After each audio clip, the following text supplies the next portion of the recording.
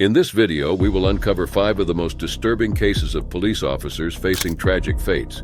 These true stories show the extreme risks officers face in and out of their line of duty. Join us as we explore the shocking details and tragic ends of these brave men and women who paid the ultimate price while serving their communities, even if some were not on duty.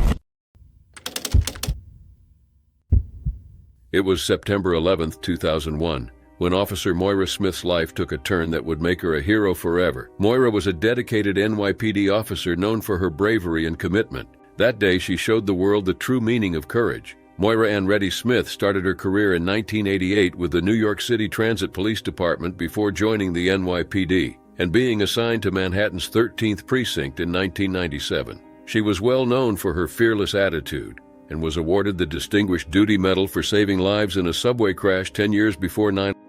Moira lived in Bay Ridge, Brooklyn with her husband Jim Smith, a police officer, and their 2-year-old daughter Patricia. That day, Moira was on duty when she saw the first plane hit the North Tower of the World Trade Center. Without hesitation, she rushed to the scene. She was one of the first officers to respond to the attack. Her immediate response and action showed her bravery and dedication to her duty. Moira entered the South Tower, guiding and calming those trapped inside. She helped many people evacuate safely, directing them out of the building. An iconic photograph captured her escorting a bloodied man, Ed Nichols, to safety.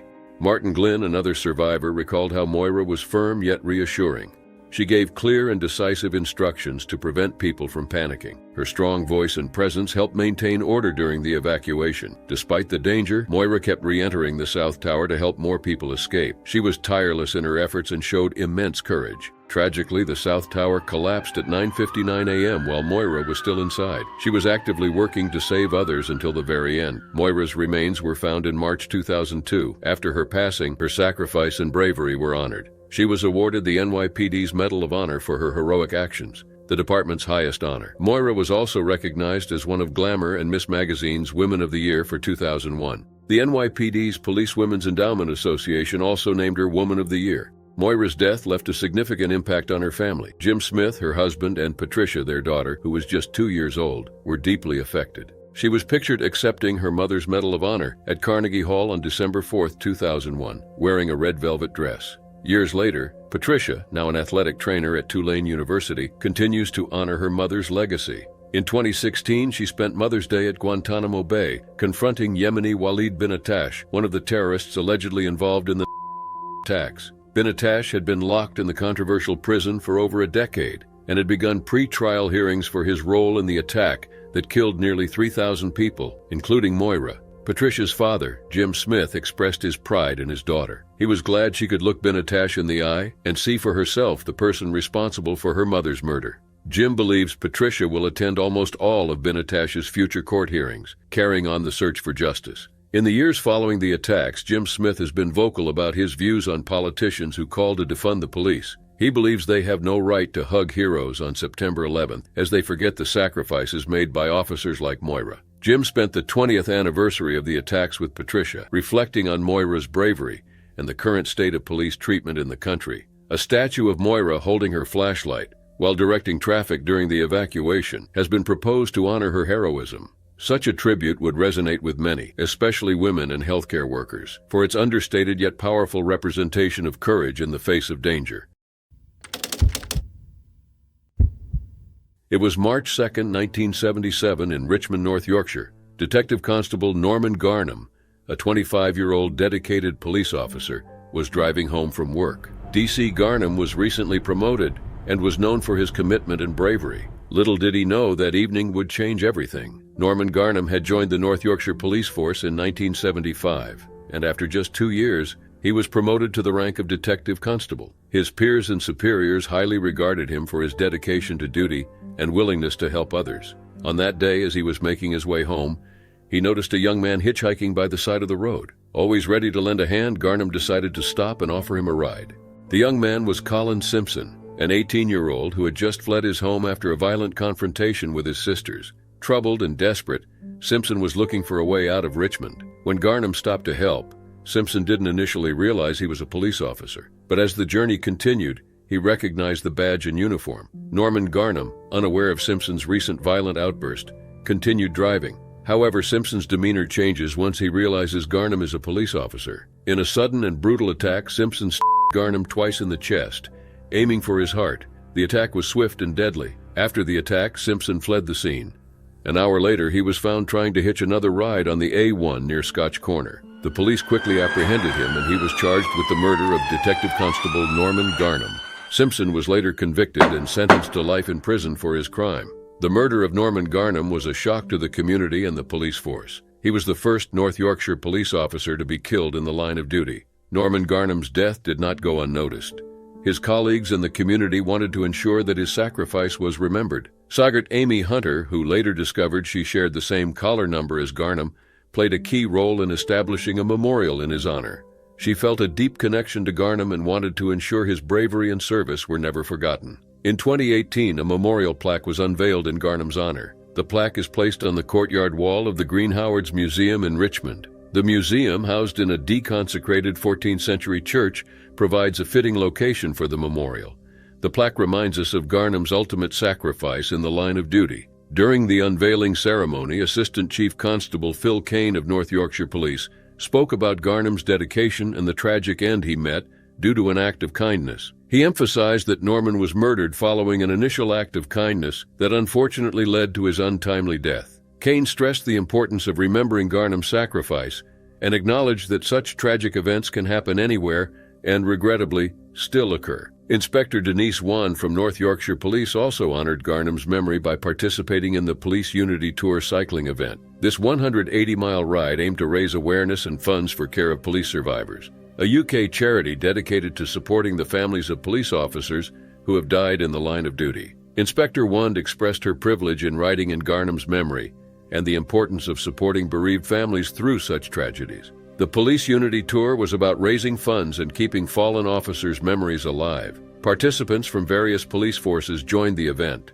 cycling from York to the National Memorial Arboretum in Staffordshire. This two-day journey culminated in a memorial service with families of fallen officers. The memorial to Norman Garnham has been well received by the community and his family. Councillor Stuart Parsons emphasized the monument's importance, noting that it was long overdue as Garnham had no memorial for years. Parsons highlighted that it seemed as if Garnham had faded from people's memories, and the memorial serves as a reminder that tragedy can strike even in a beautiful, tranquil place like Richmond. In 2021, North Yorkshire Police announced plans for a stone memorial to be made in Richmond Market Square. This would provide a more prominent location for people to remember and reflect on Garnham's sacrifice. The Police Memorial Trust agreed to fund the plaque, ensuring that Garnham's story would continue to be told.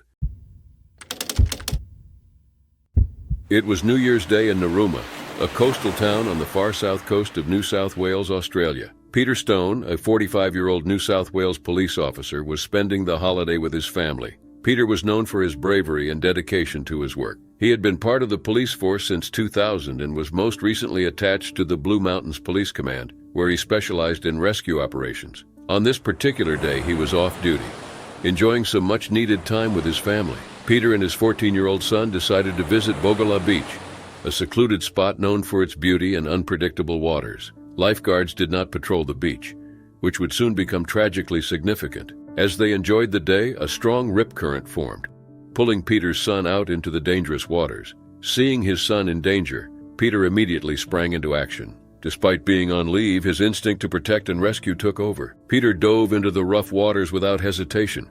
The waves were high and the current was strong, but he managed to reach his son. He fought the powerful rip, pushing his son toward safety. Peter's son, thanks to his father's heroic efforts, was able to escape the dangerous current and make it back to shore. But Peter was not so fortunate. As he continued to struggle against the rip, Peter was pulled further out to sea. Nearby beachgoers saw what was happening and called for help. Emergency services were alerted around 1:30 p.m. A helicopter from Maruya was dispatched to the scene. From the air, rescuers spotted Peter in the water and directed lifesavers to his location. They rushed to him in an inflatable rescue boat and pulled him from the water, but Peter was unconscious. On the beach, paramedics performed CPR in a desperate attempt to revive him. The efforts of the lifesavers and paramedics were heroic, but ultimately they could not save Peter. He was pronounced dead at the scene. The news of Peter Stone's death sent shockwaves through the community and the New South Wales Police Force. Commissioner Karen Webb expressed her deep condolences, noting that Peter was well liked by all who knew him and that his selfless actions reflected his character. Superintendent Don Faulds, the Blue Mountains police commander, described Peter as an exceptional man and a brilliant operator dedicated to helping the community. His colleagues remembered him not just as a co-worker, but as a mate and a hero.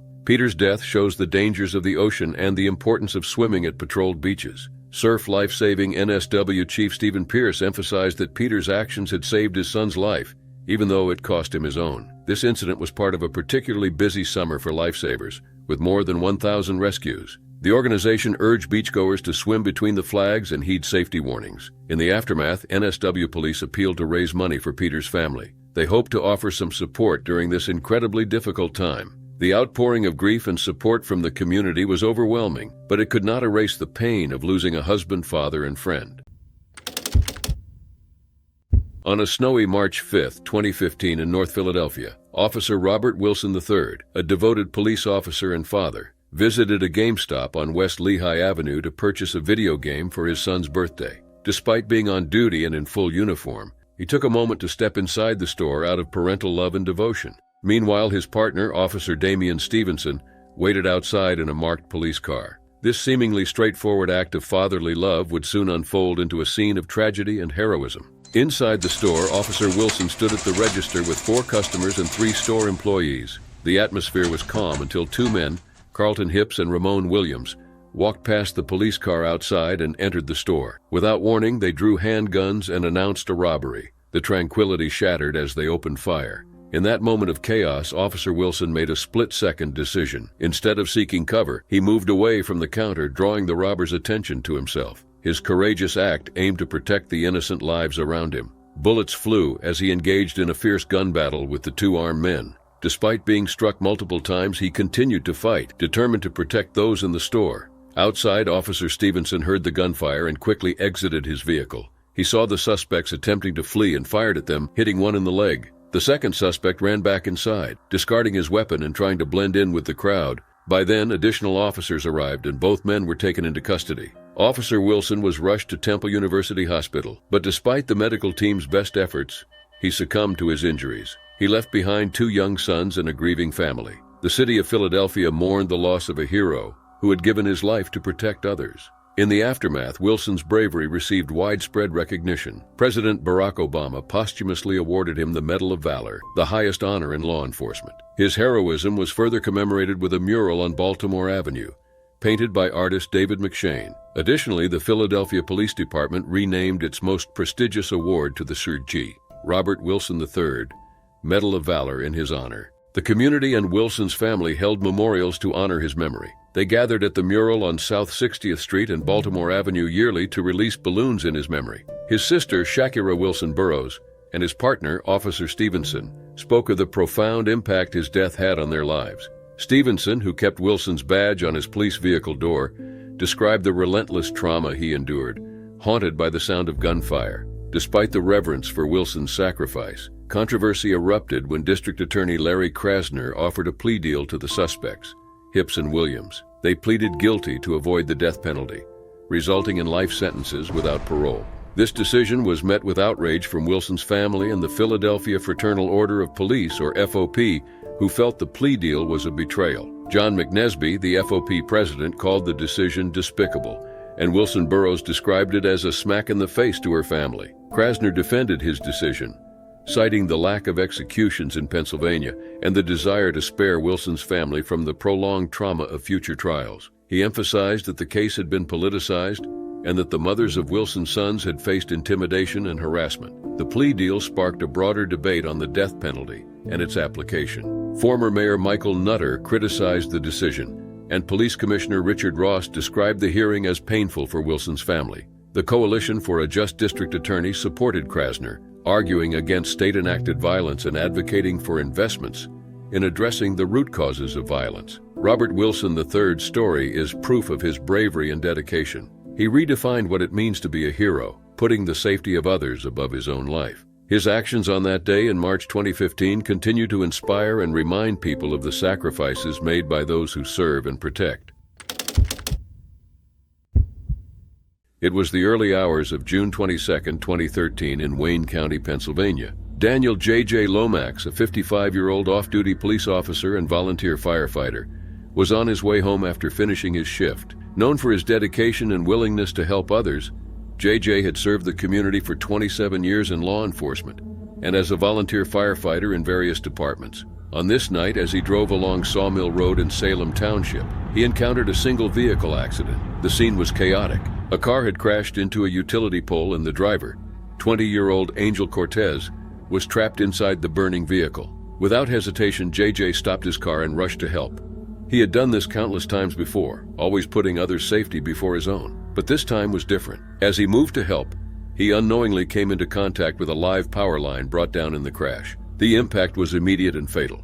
J.J. was electrocuted and died at the scene. It was around 3:10 a.m. when the call came in, and by the time other responders arrived, it was too late. J.J. Lomax was gone. J.J.'s death sent shockwaves through the communities he served. He had been a part-time police officer for Mayfield, Forest City, and Great Bend departments, and volunteered with fire departments in Factoryville, Scott Township, Meredith, and several others. His colleagues and friends described him as dependable, selfless, and always willing to lend a hand.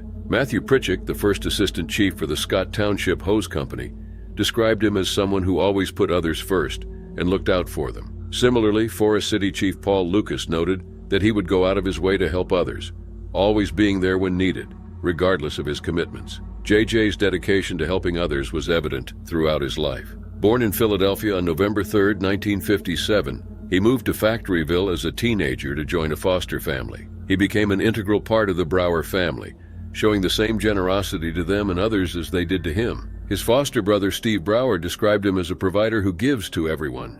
J.J.'s career in law enforcement spanned many years in various locations. He left Northeast Pennsylvania about a decade ago to work as a police officer in Maryland, but returned to the area 2 years before his death. In May 2012, he began working in Great Bend and quickly became an active member of the police force and the community. Chief John Record of Great Bend described him as a generous individual who was always willing to help others, noting that he died doing what he loved, helping people. The news of J.J.'s death spread quickly. A photo of him and the announcement of his passing, posted on the police department's Facebook page, received hundreds of comments and shares. Mayfield Chief Joseph Parachinsky described him as the most dedicated officer he had ever seen, emphasizing that his department would deeply miss him. J.J.'s funeral was held at Evergreen Woodlawn Cemetery, where friends, family, and colleagues gathered to pay their respects. The Reverend Paul Fields II, the Factoryville Volunteer Fire Company chaplain, led the graveside services. J.J. was laid to rest,